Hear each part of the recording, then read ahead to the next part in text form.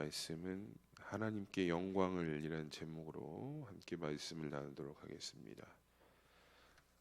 오늘 본문은 지난주 말씀에 이어서 이제 블레셋으로 옮겨간 여호와의 교회에 관한 말씀입니다.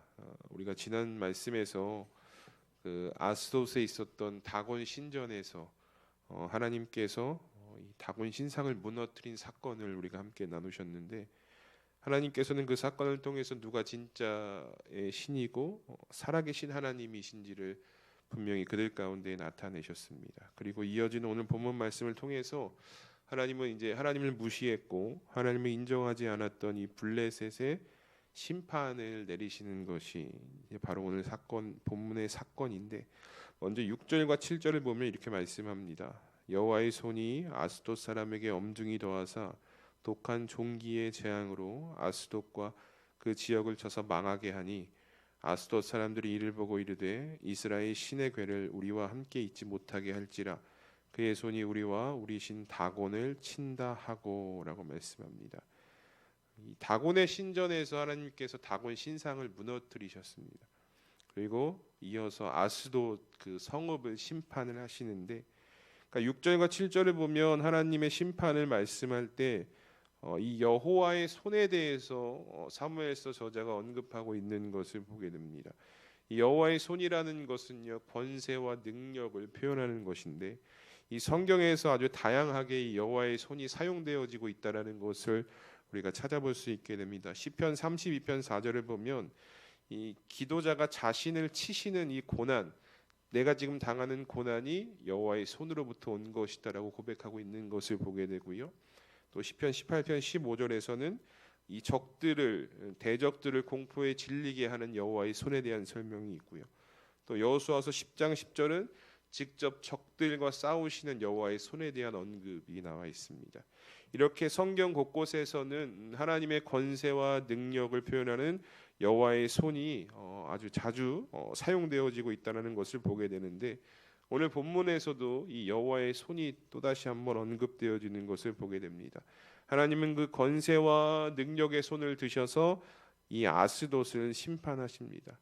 근데 이 모습이요, 이제 앞서 우리가 이제 지난번에 봤던 이 1절과 5절 사이에서 다곤 신상이 무너졌을 때, 두 번째로 무너졌을 때 쓰러지고 목과 손목이 잘려 나갔다라는 것을 우리가 지난주 함께 나눠봤었는데, 이 아무것도 할 수 없었던 이 손목이 잘려나갔던 다곤의 손과는 다르게 이 여호와 하나님의 손의 강력한 힘으로 오늘 아스돗을 심판하는 것이 참 대조적으로 살아계신 신과 죽은 껍데기뿐인 신인 그 모습이 대조되고 있다라는 것을 오늘 말씀을 통해서 우리가 고백할 수 있게 됩니다. 이 여호와의 궤에 대한 두려움을 이들이 극복한 줄 알았거든요. 그러니까 블레셋과 이스라엘의 전쟁 속에서 이스라엘이 여호와의 궤를 진영으로 가지고 왔을 때 이 블레셋 사람들이 두려워했습니다. 이 하나님이 어떤 분이신지 이들은 알고 있었기 때문이죠. 그런데 막상 전쟁을 치렀고 전쟁 속에서 여호와의 궤를 그들이 빼앗았기 때문에 이제 더 이상 우리는 여호와의 궤에 대한 두려움은 없다, 두려움은 잊었다라고 이들이 스스로 그렇게 생각했었거든요. 그런데 그 여호와의 궤에 대한 두려움이 다시금 이들 사이에 지금 전염병처럼 퍼져 나가고 있었다라는 것이죠. 그러니까 이들이 견디지 못하는 거예요. 전염병도 전염병이고 종기도 나고 그 두려움도 찾아오니까 이 괴를 더 이상 우리가 가지고 있으면 안 될 것 같다는 마음이 들었다는 것입니다. 그래서 이들이 어떻게 하느냐, 이제 그 지도자들이라 불리는 방백들을 이렇게 호출을 합니다. 블레셋의 방백들을 호출을 해서 이 언약궤에 대해서 어떻게 처리할 것인지에 대한 의논을 하게 되는데, 그것이 바로 오늘 본문 8절과 9절의 말씀입니다. 우리 함께 읽어보도록 하겠습니다. 시작. 이에 사람을 보내어 블레셋 사람들의 모든 방백을 모으고 이르되 우리가 이스라엘 신의 궤를 어찌하랴 하니 그들이 대답하되 이스라엘 신의 궤를 가드로 옮겨가라 하므로 이스라엘 신의 궤를 옮겨갔더니 그것을 옮겨간 후에 여호와의 손이 심히 큰 환난을 그 성읍에 더하사 성읍 사람들의 작은 자와 큰 자를 다쳐서 독한 종기가 나게 하신지라. 아멘. 이 방백들이 모여서 어떤 의논을 했느냐, 어떤 결론을 가지고 왔느냐 봤더니, 그러면 이것을 옮기자라는 결론이 나게 됩니다. 이 여호와의 궤를 아스돗에서 가드라는 곳으로 옮겨 놓자라는 의견을 제시를 하고 이제 그것을 실행하게 됩니다. 저는 이 말씀을 보면서 왜 가드로 옮겨갔을까에 대한 의문점이 있었습니다. 왜 가드였을까? 이 블레셋에 여러 도시가 있었겠지만 왜 이 여호와의 궤가 가드로 옮겨졌을까? 이제 성경은 명확한 이유는 밝히고 있지 않습니다. 그러나 제가 이제 설교를 준비하면서 자료를 좀 찾아보니까 이 가드의 위치가 이 아스돗, 그러니까 먼저 지금 여호와의 궤가 있었던 이 아스돗보다 가드가 조금 더 내륙 지방에 있었다라고 합니다. 그러니까 이 인간의 생각으로, 이 블레셋 사람들의 생각으로는 어떤 것이 있었냐? 이 해안가보다는 내륙이 이 종기를 대항하는 데 있어서 종기가 전염되는 것을 좀 막기에 좀 수월하지 않겠느냐라는 생각으로 가드로 옮겼다라고 이제 주장하는 학자들의 의견을 찾아볼 수가 있게 됐는데, 또 왜 그러냐면 이 여호와의 궤가 이제 가드로 갔다가 한 번 더 옮겨지거든요.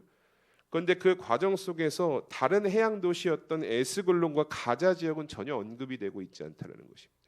그러니까 같은 해양 지역으로 옮길 생각조차 하지 않았다라는 것은 아마 내륙의 종기에 있어서, 종기를 대항하는 데 있어서 조금 더 수월하지 않겠느냐라는 어떤 인간적 지혜를 가지고 이들이 가드로 오늘 옮겼다라는 것이죠.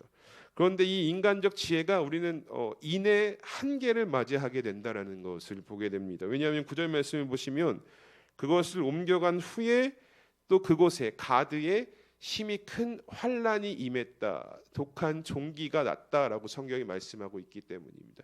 인간적 지혜로 대항을 했거든요. 인간적 지혜로 하나님의 재앙을 어떻게든 해결하고 이겨내려고 했는데 그것이 안 됐다라고 성경이 오늘 말씀하고 있는 것입니다. 여러분, 저는 이 말씀을 통해서 이 인간의 지혜가, 우리가 오늘 가지고 있는, 우리 각자가 가지고 있는 이 인간의 지혜가 얼마나 연약한 것인지를 고백할 수 있게 되었습니다. 여러분, 고린도전서 1장 25절에 보면 사도 바울이 이렇게 고백하죠. 하나님의 어리석음이 사람보다 지혜롭고 하나님의 약하심이 사람보다 강하니라라고 말씀을 합니다.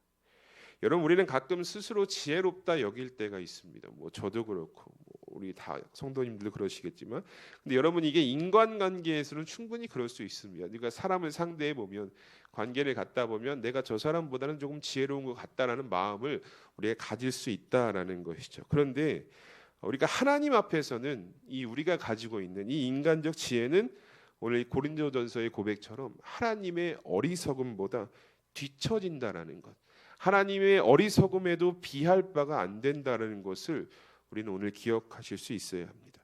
그러니까 여러분, 이 말씀은 무엇이냐? 여러분, 우리가 하나님 앞에서 지혜로운 척 할 필요가 없다라는 거예요. 우리가 하나님께 나아서는 어떤 인간적 생각이나 지혜나 경험을 내세울 필요가 없다라는 것입니다. 그냥 고집 피울 거 없이 하나님 앞에 나오셨으면 하나님께서 말씀하시는 대로, 하나님께서 오늘 나에게 가르쳐 주시는 대로 순종할 수 있는 마음으로, 믿음으로 나가셔야 된다라는 것입니다. 여러분, 우리가 삶 속에서 왜 하나님을 따르고 그 말씀대로 살아가야 하냐? 물론 여러 가지 이유가 있겠지만 오늘 본문을 중심으로 보자면 하나님께서요, 오늘 우리보다 더 지혜로우시기 때문입니다. 오늘 우리가 가지고 있는 생각보다, 내가 앞세우는 경험보다 하나님께서 더 지혜로우시고 내가 걸어가야 할 길, 우리 가정이 나아가야 할 길을 하나님께서 더 잘 아시기 때문에, 그래서 우리가 하나님의 말씀에 순종해야 되는, 물론 여러 가지 이유가 있겠지만 순종에 대한, 오늘 말씀으로 보자면 그렇습니다. 말씀대로 살아갈 이유가, 말씀을 따라야 할 이유가 지혜로우신 하나님이시기 때문입니다. 그러니까 하나님이 인도하시는 방법이, 그 길이요, 우리 인생에 가장 선하고 복되고 좋은 길이다라는 것입니다. 믿으십니까? 여러분들이 오늘 걸어가시는 그 길이 하나님께서 인도하시는 가장 선한 방법, 가장 좋은 길이다라는 것이죠. 그런데 언제부턴가 우리가요, 인생을 살아가면서 하나님께서 우리에게 보여주신 그 예비된 길을 걸어가시면서 그 하나님의 지혜를 따라가는 것이 아니라 그 길에서 스스로의 길을 계획하고, 오늘 이 블레셋 사람들과 같이 인간의 지혜를 앞세워서 이때는 이렇게 하면 되지 않을까, 이때는 이렇게 하면 되지 않을까, 인간적인 방법으로 하나님의 일하심을 대할 때가 있다라는 것입니다. 더 잘 걸어갈 수 있지 않을까, 내 경험을 앞세우면 더 좋은 곳으로 갈 수 있지 않을까, 이런 착각 속에서 우리가 살아간다는 것이죠. 우리 살아가는 수암교회 성도 여러분, 하나님만큼 우리를 더 잘 아시는 분은 없으십니다. 하나님만큼 우리의 길을 더 잘 예비해 주실 분은 없다라는 것입니다. 그러니까 우리가 하나님 앞에 섰을 때 여러분 머리 쓰지 않으셔도 됩니다. 오늘 이 자리에 나와서요. 그러니까 머리 아프잖아요. 머리 자꾸 쓰면. 그러니까 머리 쓰시지 말고 그냥 하나님께 나오시면 어떻게 하면 되냐? 두 손 드시고 두 발 다 드시고 나아가시면 됩니다. 오늘 아스돗 사람들도요. 이 가드 사람들도요. 머리 엄청 썼거든요.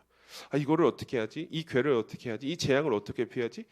해안가보다 내륙이 조금 안전할 수 있으니까 그쪽으로 옮겨볼까? 근데 안 되잖아요. 인간의 지혜로는 이겨낼 수 없는 것이다라는 것이죠. 그러니까 하나님 앞에 설 때는요. 그냥 두 손, 두 발 다 들고 오시면 됩니다. 찬송가 280장에 이렇게 고백을 합니다. 천부여 의지없어서 손 들고 옵니다. 여러분 이게 무슨 뜻인지 아십니까? 하나님 제가요 의지할 곳 찾아봤는데 의지할 곳이 없습니다. 이 세상에 그 누구도 저의 의지가 되지 않습니다. 그러니까 제가 두 손 들고 주님 앞에 나아갑니다라는 거예요. 여러분가 예배에 나와서 찬양하면서 두 손 든다라는 건 하나님께 항복한다라는 거예요. 하나님 제가 항복하고 나아갑니다. 하나님만 의지합니다라는 고백으로 나아가시는 거거든요. 우리 여러분들이요 이런 고백으로 하루하루를 살아가시는 그 은혜가 있기를 소망합니다. 여러분 하나님께 두 손 드세요. 인간의 지혜로 맞서지 마시고 내 지혜를 앞세우지 마시고 두 손 들고 천부여 하나님 제가 의지할 곳이 없습니다. 하나님밖에 없습니다. 두 손 들고 나아가오니 가장 선하고 복된 길로 나를 인도하여 주시옵소서. 이 믿음을 가지시고 하루하루의 삶을 살아가시는 성도님들이 되시기를 주님의 이름으로 축복합니다. 이렇게 가드로 하나님에게로 옮겨갑니다. 그런데 그곳에서도 여호와의 손이 똑같은 오히려 더 심하게 보일 정도의 재앙을 내리셨다라고 성경에 말씀합니다. 그러니까 이 사람들의 지금 발등에 불이 떨어진 거예요. 그러니까 또 어떻게 하냐라고 이제 고민이 시작된 거죠. 그래서 이들이 어떤 결론을 내리느냐? 오늘 본문 10절부터 12절을 보니까 이들이 다른 곳으로 이 궤를 옮겨가기를 결정하게 되는 것을 보게 됩니다. 우리 본문 10절부터 12절까지 우리 한 목소리를 함께 읽도록 하겠습니다. 시작. 이에 그들이 하나님의 궤를 에그론으로 보내니라.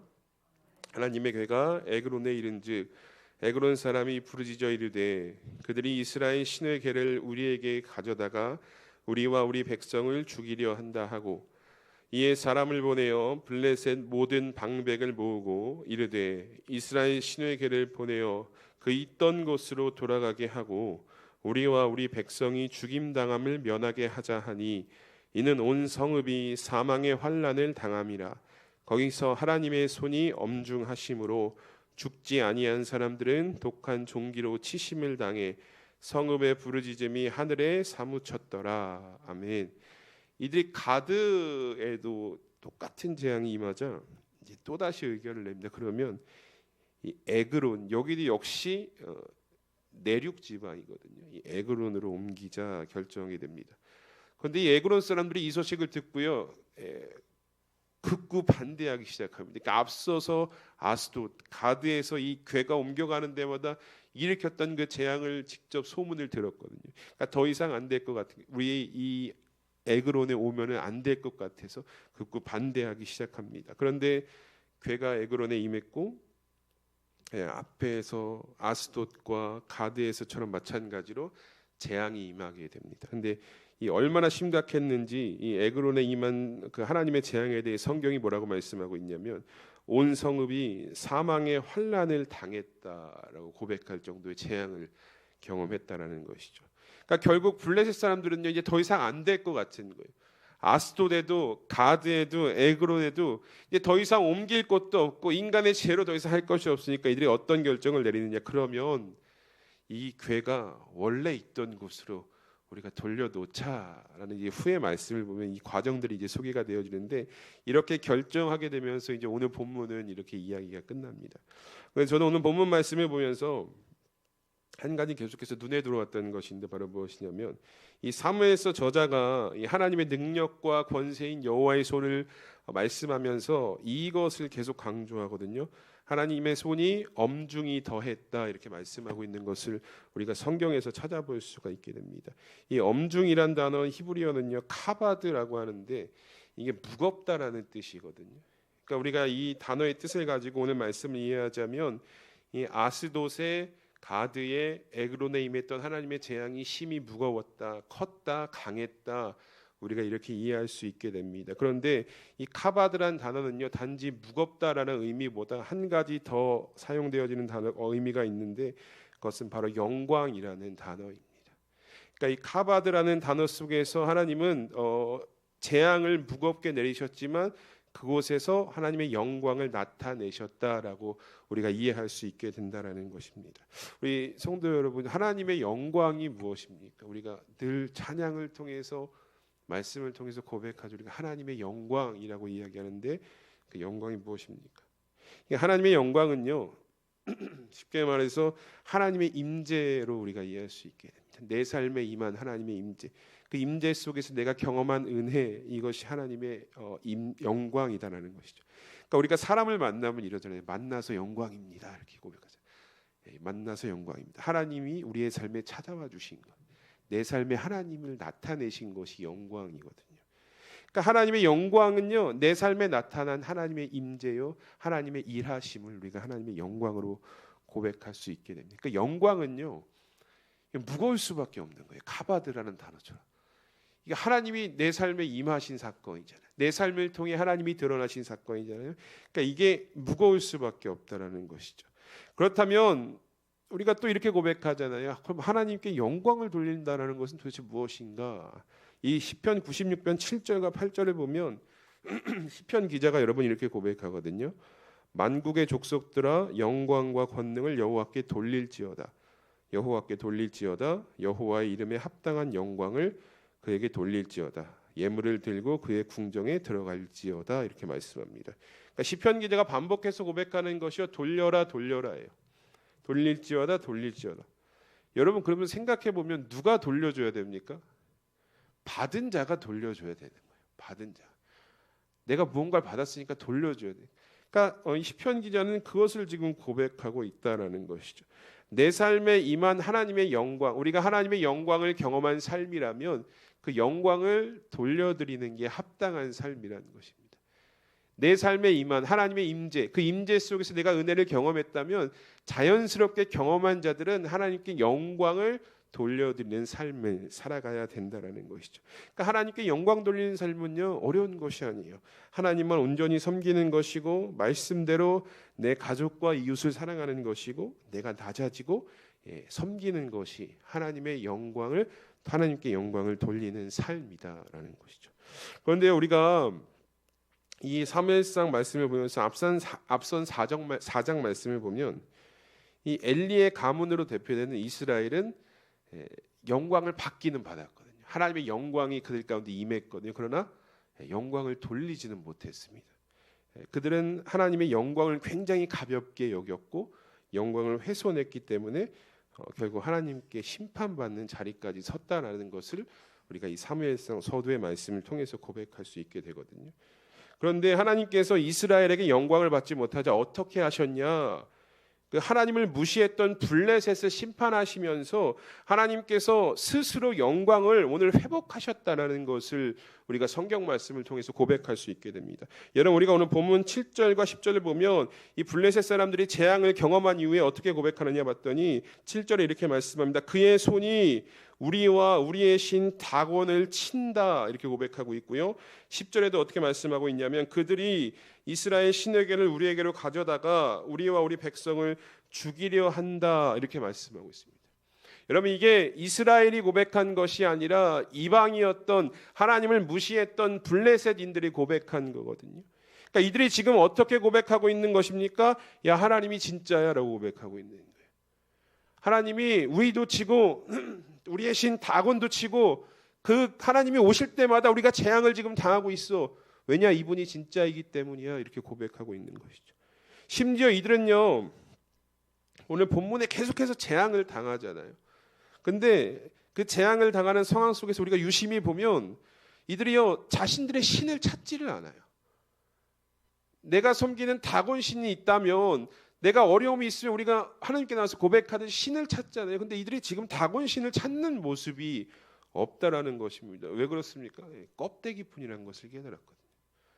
우리 다곤 신 손목 잘려나가고 목 잘려나가고 지혜와 능력도 없는 신이다라는 것을 이들이 알았기 때문에, 그러니까 오늘 이들의 어떤 고백, 이런 어떤 다곤을 찾지 않는 모습이 결과적으로 하나님이 진짜다, 하나님이 참신이다, 그분만이 능력이 있다라고 고백하게 만들었다라는 것입니다. 이렇게 하나님은요, 이스라엘이 그 영광을 받았던 이스라엘이 하나님을 고백하지 않자, 하나님께 영광 돌리지 않자 스스로 그 영광을 오늘 이 블레셋을 심판하시면서 회복해 나가셨다라는 것을 우리가 오늘 말씀을 통해서 고백할 수 있게 된다는 것이죠. 우리 사랑하는 수암교회 성도 여러분, 오늘 말씀을 통해서 우리가 한 가지 깨달아야 될 것은 무엇이냐면, 하나님은요 영광 받기를 원하신다라는 것입니다. 이스라엘을 통해서 영광 받기를 원하셨고요, 오늘 여러분들을 통해서 하나님은 영광 받기를 원하셨다라는 것입니다. 그런데 이스라엘이 그 영광을 돌리지 못하고 가볍게 여기고 훼손하자 하나님은 스스로 영광을 회복하셨다라는 것이죠. 우리의 삶은 하나님께 영광 돌리는 삶이 되셔야 합니다. 그런데 하나님께서 우리에게 그냥 무조건 부르시고 우리에게 그냥 영광 돌리라고 하지 않으십니다. 우리에게도, 오늘 저와 여러분들에게도 하나님께서 왜 영광은 돌리라 명하셨냐, 우리에게 이미 하나님의 영광이 비춰주셨기 때문입니다. 우리의 삶에 하나님이 영광이 비춰주셨다는 것이죠. 여러분, 우리는요 영원히 죄로 인해 죽을 수밖에 없는 존재들이었습니다. 영원히 죄로 인해 죽을 수밖에 없는 존재를 예수 그리스도를 통해서 우리에게 은혜를 주시고 구원을 베푸셨거든요. 그런데 그 사건을 자세히 보면 그 하나님이셨던 예수님이 직접 찾아와 주셔서 우리를 만나 주신 거예요. 이 땅 가운데 내려오셔서 인카네이션, 하나님께서 성육신 하셔서 오셔서 만나셔서 그 일을 우리에게 행하셨다는 것이죠. 여러분, 하나님의 영광이 무엇이라고 말씀드렸습니까? 만나는 거예요. 하나님을 내 삶에 만나는 것이 하나님의 영광인데, 그 영광을 예수 그리스도를 통해서 우리에게 입혀 주셨다는 것이죠. 그러니까 여러분, 우리의 삶이 왜 예수님을 믿고 교회에 나오는 성도의 삶이 하나님께 영광을 돌리는 삶이 되어야 하느냐, 그 영광을 저와 여러분들이 이미 경험했다라는 것입니다. 그 영광이 우리의 삶에 비춰졌다라는 것이죠. 여러분, 무엇이 더 필요합니까? 하나님께서 직접 찾아오셔서 오늘 저와 여러분들을 만나 주셨다면 우리는 그 은혜에 합당한 반응으로 당연히 영광 돌리는 삶을 살아가야 되지 않겠습니까? 저는요, 이제 말씀을 마칠 건데, 이 여러분들이 하나님께 영광 돌리는 삶이 막 무거운 짐처럼 느껴지시지 않으셨으면 좋겠습니다. 그러니까 무겁긴 무겁습니다. 왜냐하면 이 단어 자체가 무겁거든요. 카바드라는 단어가 무겁다라는 의미도 갖고 있기 때문에, 그러니까 하나님의 영광은 사실 무거운 겁니다. 그런데 이게 그저 그냥 무겁다, 어떻게 영광 돌릴까, 이게 짓누르지 않으셨으면 좋겠습니다. 또 다른 의미로 우리가 어떻게 생각하셨으면 좋겠냐면, 내가 영광 돌릴 수 있는 특권을 받았구나라고 생각하셨으면 좋겠습니다. 죄의 종으로 죽어갈 수밖에 없는 나에게 하나님께서 영광을 비추셨고, 그 영광을 돌릴 수 있는 삶을 살아가게 하신 특권을 오늘 저와 여러분들이 누리고 있구나라고 기억하시고 고백하셨으면 좋겠습니다. 그리고 감사함으로 영광 돌리는 삶으로 살아가시기를 주님의 이름으로 축복합니다. 그러니까 여러분, 각자의 자리에서요, 하나님을 온전히 섬기시고 낮아지고 섬기고 사랑하는 그 영광을 나타내는 삶을 통해서, 정말 이스라엘이 그렇게 하지 못했거든요. 엘리 가문이 그렇게 하지 못했지만 오늘 저와 여러분들은 영광 돌리는 삶을 통해서 오직 하나님 한 분만을 기쁘시게 하는 우리 성도님들이 되시기를 주님의 이름으로 축복합니다.